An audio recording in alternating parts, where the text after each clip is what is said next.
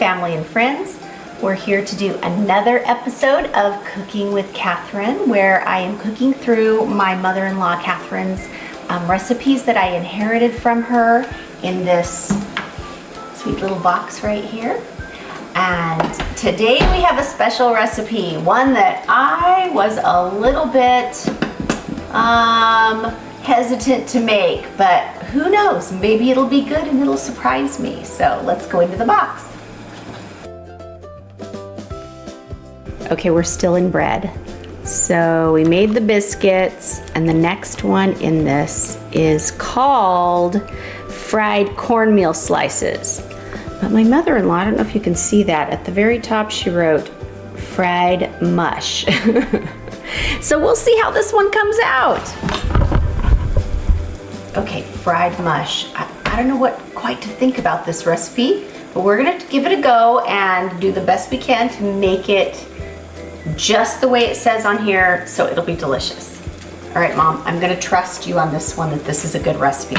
Okay, first thing we do, it says, in a saucepan, mix well cornmeal with cold water and milk powder. So we need a cup of cornmeal. Okay, a cup of cornmeal. All right, we're just gonna, and I'm gonna put it in a saucepan. So let's try. We're gonna do the finger measuring here. I'm trying this Bob's Red Mill organic cornmeal, so hopefully it'll be good. So a cup of cornmeal.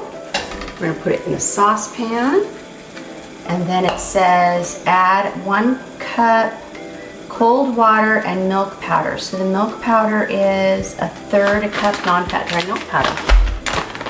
That's what we're gonna do.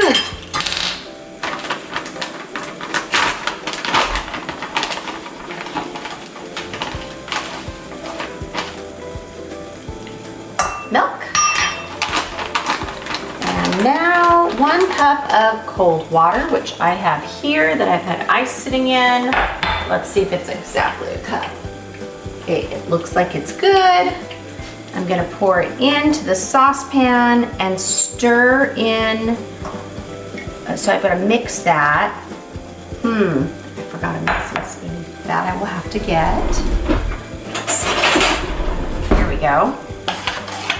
Mix that up and then stir in boiling water and salt. Okay, so this is pretty stirred up. I love it. Chuck came in the door. He knew I was filming, so he put his finger to his lips to tell the dogs to be quiet. So why is that on there? I'm just making small talk, but it was cute. Okay, so that's, I think that's pretty mixed up. Hopefully that's what it's supposed to look like. No, it does look like mush. And somehow I'm gonna fry this at some point. Okay, so now I need 3 cups of boiling water and 3/4 teaspoon of salt. I'm gonna put the salt in first. Okay, here we go. There's 1/2 and 1/4, which makes 3 cups. There we go. All right, that's all in. Stir it up, and now I need to add 3 cups of boiling water, and I have to cook and stir it until the mixture thickens and boils. Okay, so I'm gonna transfer it over here, and Mom, I'm gonna put you back here so I don't spill anything on you. And let's get 3 cups of boiling water. All right, let's do 3 cups here. Ooh, hot.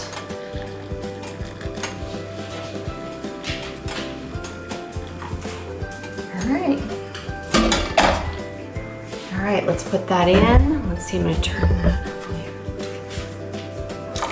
Ooh, yikes. Cook and stir until mixture thickens and boils, then cover and simmer for 10 minutes. Okay, this is one of those ones like fudge where you have to pray you get it right.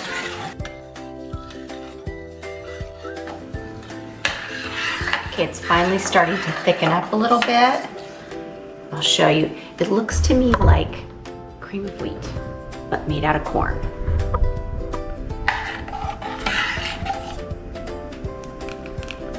I've never made anything like this ever.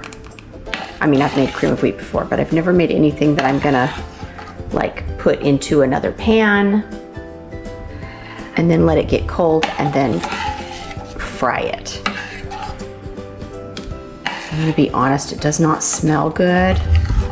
Hopefully it will have some redeeming qualities and it will taste better than it smells right now, because right now it just kind of smells like cream of wheat, but not buttery or not sweet. Just, I don't know. I have to wait till it boils, then I have to let it cover it and simmer it for 10 minutes. And so far it's finally starting to boil. Ooh, it is boiling right out. Now I need to put it on simmer and cover it for 10 minutes. Okay, the timer went off. It says pour it into a greased 9x5 by 2 inch loaf pan, cover and refrigerate several hours or overnight. So we're going to pour it in. Oh, it's gonna have to be thicker than that. I still don't know how I feel about this. Let's see if we can get that to pour in there.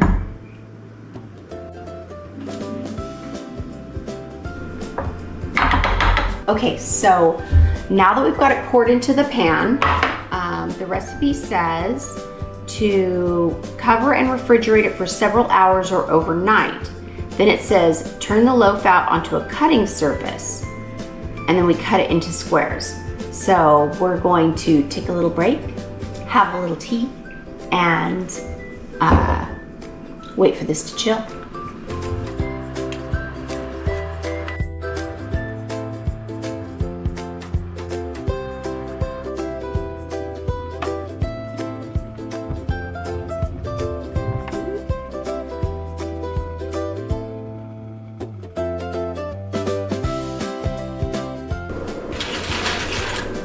Okay, so now that it is cooled for a few hours, we're gonna go ahead and do the next step, which is frying it. So it says turn loaf out onto cutting surface and cut desired number of 1/2 inch slices. Okay, let's see what happens. It looks a little bit liquidy. I'm going to drain it. I'm not sure why that's...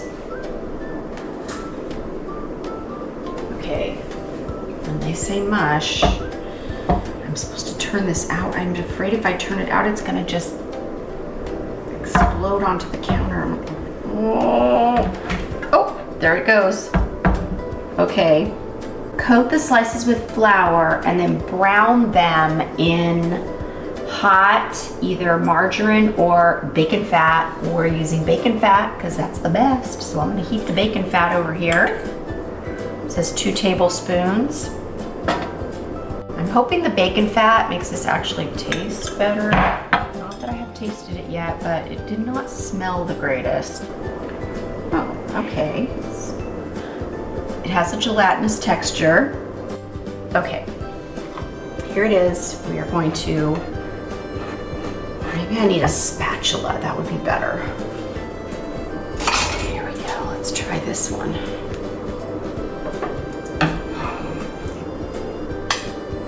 All right, so I'm putting a little flour on them. Oh, they're like wanting to like separate really bad. Like maybe I should have went overnight with these. All right, now I know why it's called fried mush, because it's like trying to pick up mush in your hand. It's very gross. All right, looks like it's ready. It's sizzling.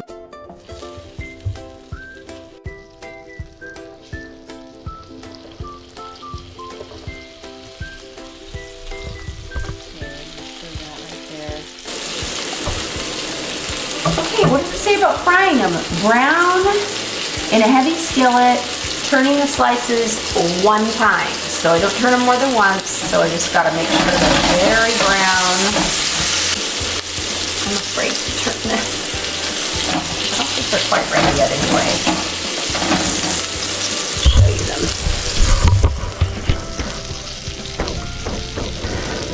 They're frying pretty good. They smell better now with the bacon. Alright, we're gonna try and turn this one. Oh my god, I think I'm just making a big fat mess. I don't know, I've never made anything like this, so I'm just not. Maybe I just wasn't sure what to expect, but here they are.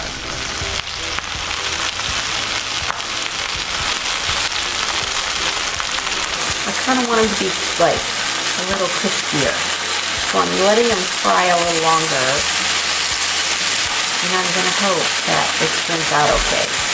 And we are going to do the taste test on the fried mush, and I have to say, fried cornbread is not really what this should be called. Fried mush is a much more apt description. So you were right, Mom, it is fried mush. I'm gonna try the one that is the most crunchy.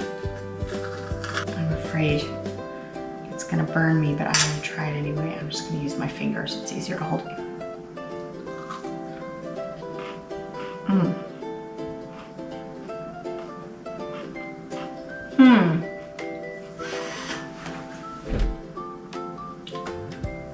It's good fried in bacon. The like fried part tastes good.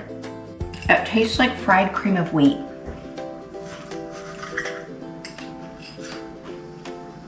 And I could eat it if I was really hungry. I don't know, maybe people put syrup on it or eat it with bacon or something. I don't know, to make it better. Let's see. It's not awful, so I guess that's okay, but I would definitely probably never make this again. Unless I did something wrong. And maybe it's supposed to be better, I don't know. I think I followed the directions. But, sorry Mom. This one is not my favorite. I'd give it like a 2, I think. Or a 3, maybe. Not a 5 for sure. But I'm glad I tried it. So you never know if you're gonna like something until you try it. So bon appetit. I'll put the recipe in the description. If you want to be brave and try this recipe of fried mush too, you can. Want some fried mush? Stickers? Oh, stickers. Okay, hold on, Ari, let me get you some.